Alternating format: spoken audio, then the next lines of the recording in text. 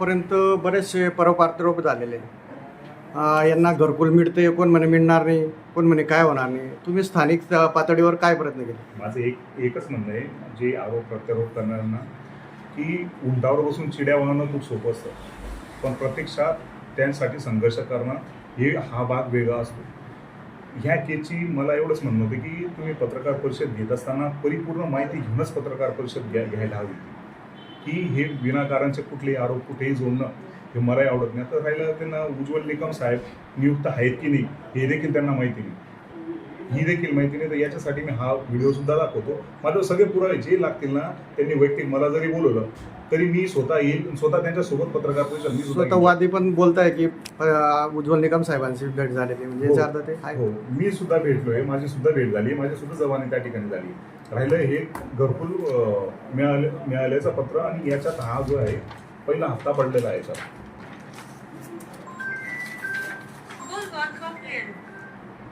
यात बघा तुम्ही आता बघा 6/2/2025 या तारखेला 15,000चा हप्ता त्यांच्या अकाउंटला पडलेला आहे.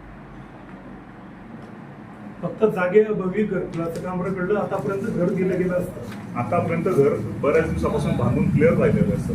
आज जागेअभावी ही अडचण त्या ठिकाणी निर्माण झाली. तर मला ग्रामपंचायतीला गावठाणी जागा कुठे शिल्लक राहिली असती तरी मी तात्काळ त्यांना त्याच वेळेस घरकुल त्या गावठाण जागा आहे, पण गावापासून साधारण 1 किलोमीटर अंतरावर असल्या कारणाने तुम्ही ती जागा देऊ शकत नाही. असा विषय की परिवारासाठी सेफ्टी नाहीये, म्हणून मी त्यासाठी त्या ठिकाणी आता माझी ऑलरेडी 60 घरांचे कामं चालू झालेले आहेत.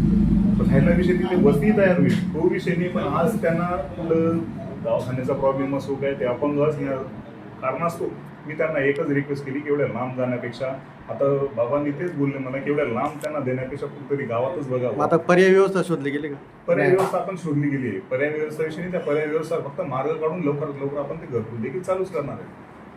हा कालही शब्द होता, आज येईन उद्या येणार आहे. ओके, ठीक आहे. तुम्ही या परिवाराला अनमोल सहकार्य करताहेत हे पत्रकारांकडून एक तुम्हाला शुभेच्छा. राजकीय स्टंटबाजी चालू आहे, ते चुकीचे मार्गाने करतायत. ते शेवटी हा राजकारणाचा भाग नाही. त्या माणसाला न्याय, त्या आत्म्याला शांत करता न्याय मिळवणं हा महत्त्वाचा विषय आहे. तर त्याच्याकरता कोणी प्रयत्न करत नाही. आमदार साहेबांनी बऱ्याच वेळेस प्रयत्न केले. आता आमदार साहेब कुठून असं म्हणतील की त्याला मी माझ्या हाताने पाहिजे तुम्ही कायद्यापुढे काही करू शकतो. आता त्या गोष्टीला आता स्वतः उज्ज्वल निकम साहेब 2 वेळेस इथे गेले. साक्षीदारांचा विषय झाला की तिथे काहीतरी थोडेसे कमी जास्त असेल बाबा, ते लहान मुलं घाबरत असेल किंवा काय असेल असं दररोज विषय मांडला होता आपण. आणि खरोखर उज्ज्वल निकम आहेत का बा या केसमध्ये, असा आरोप झालाय की आहेत की नाही? हो. तुम्ही बघितलंय का, त्यांना भेटले का? बघितलेलं आहे मी उज्ज्वल निकम साहेबांना 5-7 वेळेस भेटून पण आलेलो आहे. घरी पण आले होते उज्ज्वल निकम तुम्हाला साहेब. ग्रामपंचायत, गाव आणि सर्वच राजकीय पक्षांकडून मला चांगल्या प्रकारे सहकार्य मिळालं हो, आहे, हे एवढं बोला तुम्ही. या प्रकरणामध्ये तुम्हाला गावाकडून, स्थानिक आमदाराकडून किंवा इतर पक्षांकडून कशी मदत मिळाली? मग माझी परिस्थिती बघून सर्वांनी गावाकडून, गावातील सरपंच साहेब आणि प्रत्येकाने माझी आर्थिक परिस्थिती बघून सर्वांनी सहयोग केलेला आहे. परिस्थिती बघून पण आज जे राजकारण होतंय याच्यावर काय करणार, काय पाहिजे तुम्हाला? फक्त सर्वांनी एक मिळून आतापर्यंत जसं सहकार्य मला केलेलं आहे माझ्या मुलीसाठी, असंच सहकार्य आपण करावं आणि एकजुटीने तिला न्याय कसा मिळून येईल तो न्याय हवा आहे. कारण कसं आहे, मी ज्यावेळी त्या मुलीला बघितलेलं होतं, अहो तिचे हात पाय मोडलेले, म्हणजे एकदम कुंजलेल्या अवस्थेत होते.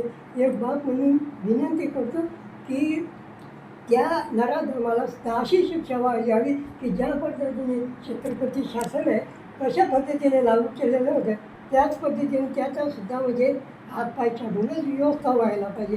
न्यायव्यवस्था, न्याय देताना माझी हीच विनंती आहे की तिला न्याय लवकरात लवकर मिळाला पाहिजे.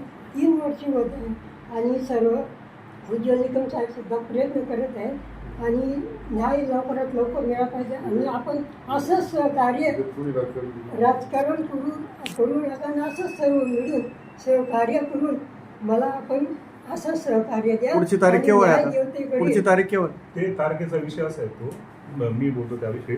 तारखेचा विषय असा आहे तो की ती जी तारीख आहे ना, एक 8 दिवस आधी आपल्याला कळते. मी काल देखील वकील साहेबांची त्या ठिकाणी माहिती घेतली, तर ते म्हणे अजूनही आपल्याला तारीख कुठली लागलेली नाही आहे. तारीख मिळाल्यानंतर तुम्हाला मी लगेच कळू. त्या पद्धतीने आपल्याला पोलीस स्टेशनला माहिती मिळते, लगेच आपल्याला तारखेची माहिती मिळते. बरं, एक महत्त्वाचा पॉईंट आहे का, कारण